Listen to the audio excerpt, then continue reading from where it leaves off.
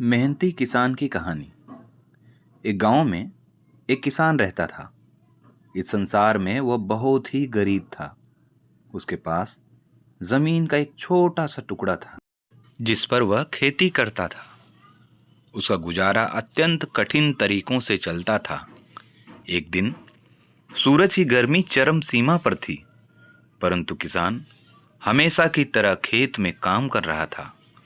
पसीने से लथपथ किसान बुआई के लिए खेत जोत रहा था। उसी बीच खेत में खुदाई करते समय जमीन से एक बड़ा सा लकड़ी का बक्सा मिला। किसान ने सावधानी से बक्से को निकाला। पहले तो उसके समझ नहीं आया कि बक्से का क्या करें। आखिर उसने बक्से को खेत के बाहर रख दिया। उसे साफ करके जो रोटियां वह घर से लाया था बक्से में रख दी और अपने काम में जुट गया।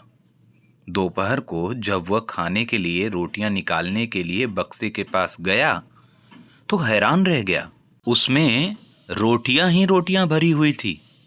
जब किसान को पता चला कि वह जादुई बक्सा है, उसमें जो भी चीज डालो उसका 2 गुना होकर बाहर आता है। जैसे ही एक मूंगफली का दाना डालो तुरंत उसमें से 2 दाने निकल पड़ते हैं। किसान ने तृप्त होकर खाना खाया और उसके बाद किसान संतुष्ट होकर बक्से को लेकर घर आया। बक्सा मिलने के बाद किसान बहुत खुश था। उसे लगा कि उसके सब दुख अब दूर होंगे। वह लालची नहीं बल्कि धैर्यवान व्यक्ति था। उसने बक्से का दुरुपयोग नहीं किया। उसे जब भी किसी चीज की जरूरत होती बक्से से तुरंत प्राप्त कर लेता। समय गुजरने के साथ साथ उसके बक्से के बारे में गांव के जमींदार को पता चला। जमींदार बेहद ही लालची था और उसे लगा कि ऐसी जादुई चीज तो उसके अधिकार में होनी चाहिए। उसके आदेश पर जमींदार के लट्ठैत किसान को पकड़ कर ले आए।